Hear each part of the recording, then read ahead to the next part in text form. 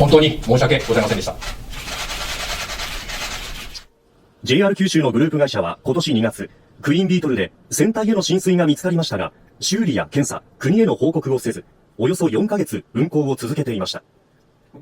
JR 九州は今日の会見で、昨日付で解任された運航会社の田中前社長の指示で浸水を報告していなかったと明らかにしました。また、田中前社長の決定で浸水警報センサーの位置を故意にずらしたり、航海日誌やメンテナンスログなどを異常なしと虚偽の記載をしていたということです。その上で、全社員に安全確保の基本方針を定めていたにもかかわらず、守られていなかったとし、謝罪しました。クイーンビートルは昨日から当面運休となっています。